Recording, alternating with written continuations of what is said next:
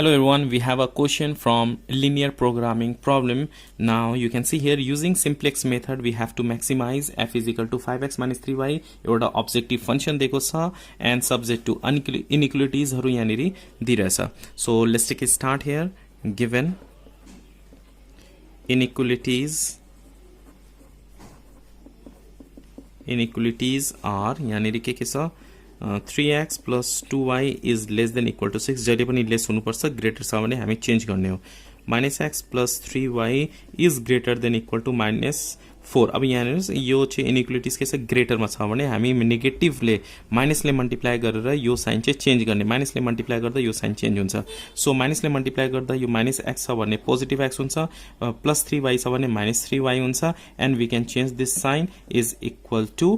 is less than equal to 4 जहिले पनि हामी is less than equal to 4 बनाउने हो त्यसपछि यहाँनिर x and y is greater than के भनेको छ is greater than equal to 0 र x y जहिले पनि greater नै हुनु पर्यो okay now two inequalities are given okay in the form of equation so we have to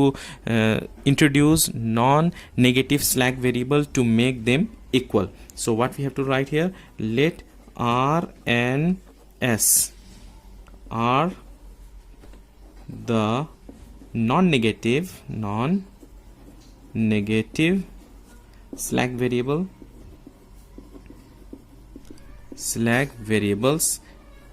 by adding slack variable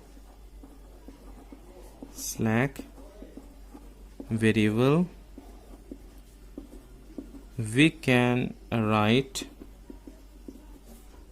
the given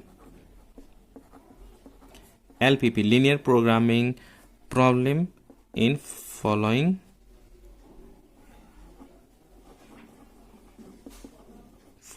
form okay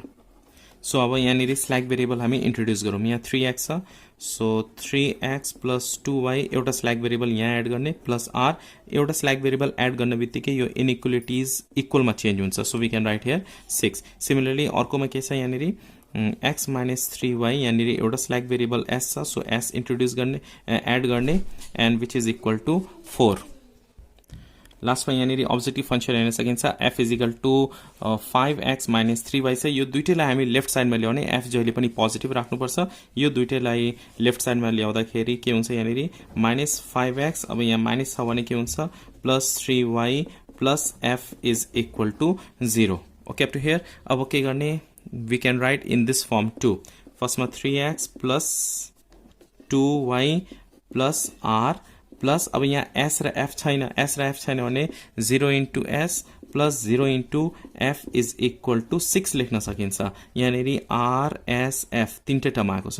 तीनटै आउनुपर्छ यसलाई हामी कसरी लेख्न सक्छौं x minus 3y plus अब यहाँनिर r छैन भने 0 into r गर्ने plus s छ so 1 into s plus f फेरि छैन यो इक्वेसनमा so 0 into f is equal to 4 last लाइनलाई हामी -5x plus 3y जहिले पनि यी फर्ममा लेख्ने प्लस यहाँनिर r र s छैन so we have to write 0 into r plus 0 into s plus 1 into f is equal to 0 okay hope you understand this one यो चाहिँ हामीले सिम्पल टेबल बनाउँदाखेरि यो फिल गर्ने हो now we have to make table now this one we have to write here simplex tableau यहाँनिर basic variable हुन्छ basic भेरिएबलहरु के हामीले इन्ट्रोड्युस गरेका छौं यहाँनिर बेसिक भेरिएबल त यहाँ लेख्ने हो यहाँनिर स्ल्याक भेरिएबलहरु लेख्ने स्ल्याक भेरिएबल हामी कुन इन्ट्रोड्युस गरेका छौं r र s so we have to write here r s र यहाँनिर बेसिक भेरिएबलहरु यहाँ छ x y r s f यहाँनिर लेख्ने x y r s f र लास्टमा हामी rhs लेख्छौं okay x coefficient of x यहाँनिर फर्स्ट इक्वेसन सेकेन्ड इक्वेसन के छ फर्स्ट इक्वेसनमा यहाँ 3 छ सो 3 लेख्ने त्यसपछि कोएफिशिएंट अफ y 2 छ 2 लेख्ने कोएफिशिएंट अफ r भनेको 1 छ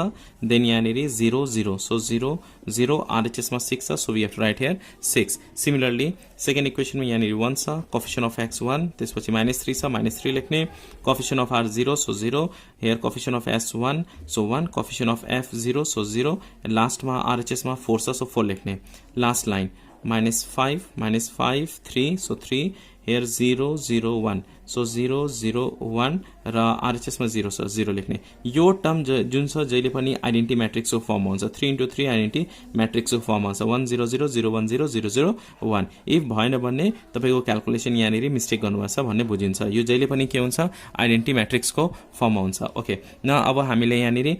लास्ट लाइन हेर्ने हो लास्ट लाइनमा नेगेटिभ छ कि छैन लास्ट लाइनमा नेगेटिभ छ त्यो पनि सबैभन्दा स्मलेस्ट तर यहाँनिर एउटा मात्र नेगेटिभ छ भने यो के भयो नेगेटिभ इन्ट्री छ so first column is a pivot column त्यसपछि पिभोट इलिमेन्ट फाइन्ड आउट गर्ने र then we can continue to remove this negative so let's do it here -5 is the most just right on negative number किनभने यहाँ एउटा नम्बर मात्र छ most लेख्नै परेन negative entries in the last row so first column is the pivot column so we have to write here pivot column first column is the pivot column since अब के गर्ने पिभोट कलम र RHS के गर्ने divide गर्ने यो जस्तो अब यो पेन्सिल यहाँ म देखाउन सक्छु यो -5 यहाँ छ यो नेगेटिभ नम्बर हो त्यही भएर यो के भएको छ पिभोट कलम भएको छ अब के गर्ने RHS र पिभोट कलम डिवाइड गर्ने then we can get pivot row and pivot elements र 6 र 3 डिवाइड गर्ने हो सिन्स 6 डिवाइडेड बाइ 3 यो के हुन्छ यहाँ डिवाइड गर्दाखेरि 2 हुन्छ सिमिलरली 4 र 1 डिवाइड गर्ने 4 र 1 डिवाइड गर्दा 4 हुन्छ अब यहाँ सबैभन्दा सानो कुन भयो 2 इज लेस देन 4 यस यहाँ 2 आएको छ यहाँ 4 आएको छ so 2 is less than 4 2 lace यो 2 कहाँबाट आएको छ यो फर्स्ट रोबाट आएको छ यो दुईटा डिवाइड गर्दा 2 आएको छ so we can get this one is this first row is a pivot row so यहाँनिर इन्टरसेक्सनमा कुन आएको छ पिभोट एलिमेन्ट्स कसरी थाहा हुन्छ पिभोट रो र पिभोट कलमबाट इन्टरसेक्सन आउने नम्बर भनेको यो 3 भनेको यो फर्स्ट रो भनेको पिभोट रो भयो र फर्स्ट कलम भनेको पिभोट कलम सो यहाँनिर 3 के छ इन्टरसेक्सनमा आएको छ so we can write here so 3 is the pivot elements so we can write here 3 is the pivot elements okay up to here अब यो पिभोट एलिमेन्ट्सलाई जहिले पनि हामी 1 बनाउने र यो दुईटालाई हामी के गर्ने 0 बनाउने हो पिभोट एलिमेन्ट्सलाई जहिले पनि 1 बनाउने र अरु दुईटा एलिमेन्ट्स पिभोट कलम के एलिमेन्ट्स 0 बनाउने हो so how to make it 1 we have to divide by 3 यसलाई 3 ले डिवाइड गर्दाखेरि के हुन्छ यो 1 हुन्छ यो 1 भएपछि हामी यो दुईटालाई 0 बनाउँछौं okay so let's do it try to convert this in the form of 1 so यहाँनिर हामी बेसिक भेरिएबल लेख्छौं र यो 1 बनाउँदाखेरि x चाहिँ इन्टरिङ भेरिएबल हुन्छ r चाहिँ डिपार्टिङ भेरिएबल हुन्छ x चाहिँ इन्टर गर्छ r चाहिँ डिपार्ट गर्छ r चाहिँ हटाउने हो अनि x लेख्ने हो यो यसलाई चाहिँ हामी 1 बनाउँदाखेरि ओके यसलाई 1 बनाउँदाखेरि यो x चाहिँ इन्टर हुन्छ यो r चाहिँ डिपोर्ट हुन्छ डिपार्टिङ भेरिएबल सो हामी यहाँनिर x लेख्छौं अनि यहाँनिर s लेख्छौं र यो x y r s f र यहाँनिर RHS लेख्ने ओके अप टु हियर त्यसपछि हामी यसलाई 1 बनाउने सो सेकेन्ड रो र थर्ड रो हामी के लेख्नुपर्छ सेम टु सेम लेख्ने हो so we can write here 1 -3 0 1 0 लास्टमा यहाँ 4 छ र लास्ट रोमा के छ -5 3 0 0 1 एन्ड यहाँ के हुन्छ 0 हुन्छ अब so what we have to apply here just row 1 लाई हामी के गर्ने R1 3 ले डिवाइड गर्ने सो यहाँनिर अलिक ठाउँ भएन so we have to I have to write here applying यहाँनिर मैले लेख्दै यो चाहिँ यहाँ तल लेख्नुपर्छ ओके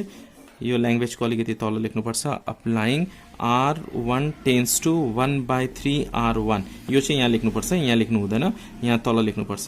ठाउँ नभएर मैले यहाँ लेखेको छु सो यो रो 1 लाई चाहिँ के गर्ने 3 ले डिवाइड गरिदिने यसलाई 3 ले डिवाइड गर्दा के हुन्छ 1 हुन्छ यसलाई 3 ले डिवाइड गर्दा के हुन्छ 2/3 हुन्छ यसले 3 ले डिवाइड गर्दा 1/3 हुन्छ यसले 3 ले डिवाइड गर्दा 0 ने 0 भयो यहाँ 3 ले डिवाइड गर्दा के हुन्छ यो 2 हुन्छ okay hope you understand up to here after this हामीले के गर्ने यो 1 भयो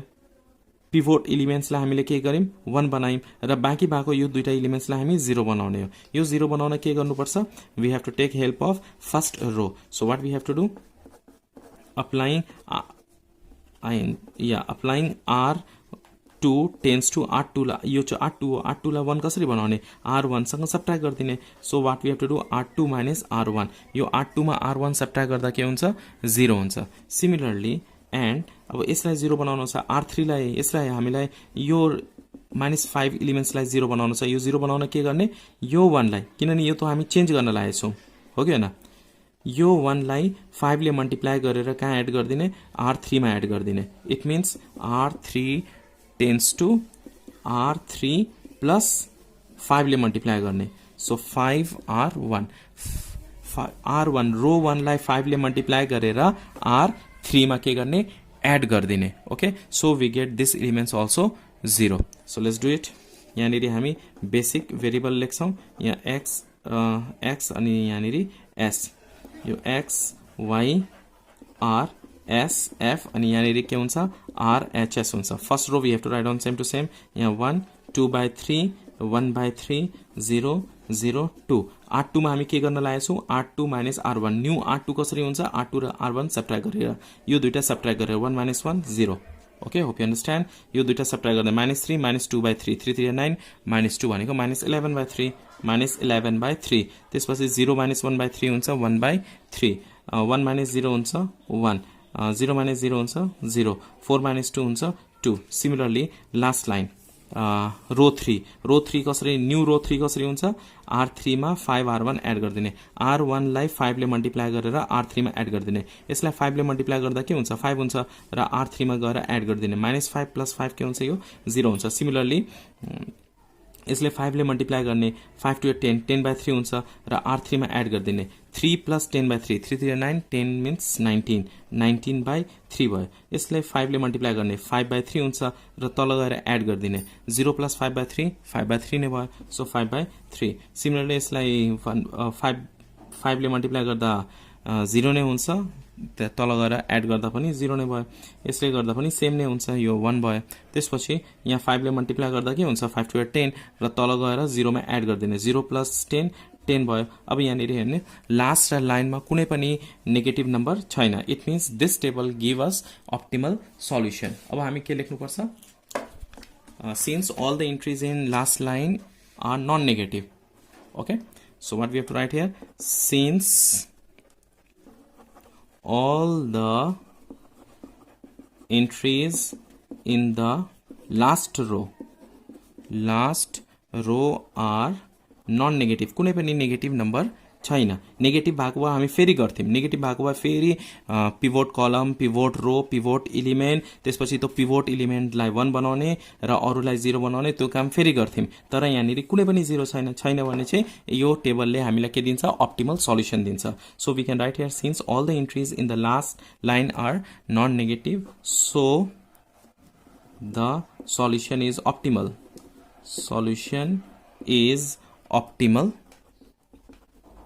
okay therefore our max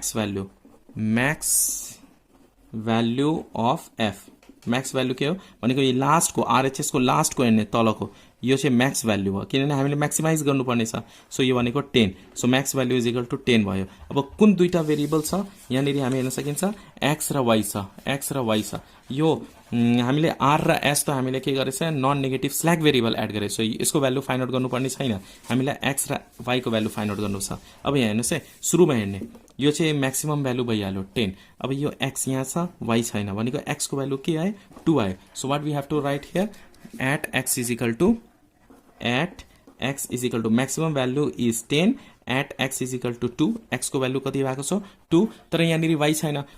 भने हामी के लेख्छौं y is equal to 0 okay y छैन यहाँनिर x is equal to 2 आयो तर यहाँनिर y छैन भने हामी y को प्लेसमा के लेख्छौं 0 लेख्छौं okay so the answer is maximum value is 10 at x is equal to 2 and y is equal to 0. Hope you understand this question taken from class 12 linear programming problem and how to hope you understand how to solve by using simplex method. If you understand, please hit the like button. If you are new in my channel, please consider subscribe and do not forget to join my Facebook page.